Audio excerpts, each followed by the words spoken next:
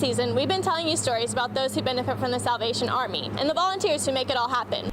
According to a recent survey by TripAdvisor, 51% of Americans will be traveling this Thanksgiving holiday. I'm here at the Navasota Valley Electric Cooperative, where we're taking donations for the annual Food for Families food drive. After 4 years of hard work, graduates are about to walk across the stage behind me, filling the tank up with gas. I'm actually inside the organ chamber right now, which Alan tells me is very rare, so it's my lucky day. The city of Caldwell is working to keep this old-style jail, or calaboose, standing. Armed with American flags, dozens of employees from businesses along 29th line the street Wednesday. That includes those working for the Texas A&M system. I've worked with his mom for probably about 15 years.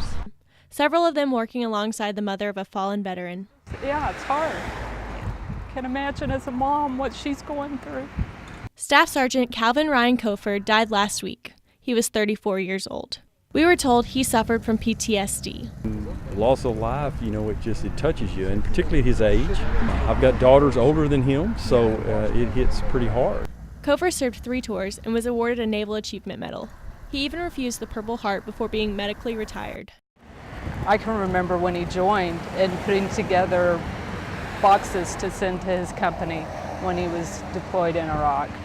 And that's the first thing that came to our mind was, this is the same young man. It's been said that Ryan put duty before himself, and his service took a heavy toll on his health and spirit. We need more of this today. People forget. In College Station, Parris Kane, News 3. It's the most wonderful time of the year. Jingle bells, twinkling lights, slightly colder weather. Every year, I feel like one of these little kids coming out here. But it's also a time where the absence of loved ones lost is felt the strongest. Constable Brian Bachman was shot and killed in August 2012. And Brian loved Santa's Wonderland, loved Christmas. A couple of years before his death, Santa's Wonderland started First Responders Week. A&M Police Department It gives us a chance to laugh and kind of let our hair down and enjoy Christmas and what Christmas means. Brian was a big part of the security for Santa's Wonderland and close friend to the owner. After his passing, they decided to commemorate Brian during First Responders Week. And we call it Brian Bachman Week as well. Corporal Jeff Reedus says, tragedies like Brian's death and the recent passing of Trooper Damon Allen bring first responders and their families closer together. It touches us all whenever something like that happens. And once again, it's wonderful to have a place to come out here to lighten our hearts a little bit and come together as one as a family. A sweet time to take a break and be a little kid again for those who never truly get a day off. In College Station, Parris Kane, News 3. The news came fast. Jimbo Fisher out at Florida State University, headed to the Lone Star State. Soon to be announced as the next head football coach at Texas A&M.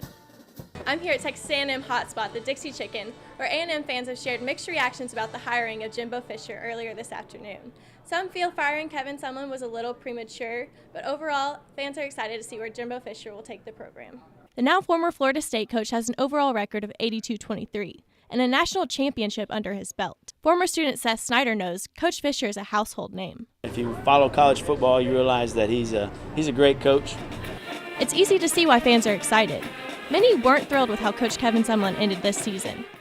However, those like Sean Irwin aren't completely sold. And I think the firing of Sumlin was a little bit premature, and we probably spent a little bit too much money. Nevertheless, both sides seem to be optimistic about Fisher becoming an Aggie. When you get a new coach, you got a new staff, a new recruiting style, so it's going to be exciting, it's going to be fun, and can't wait to see next year and what he does. In College Station, Parris Kane, News 3.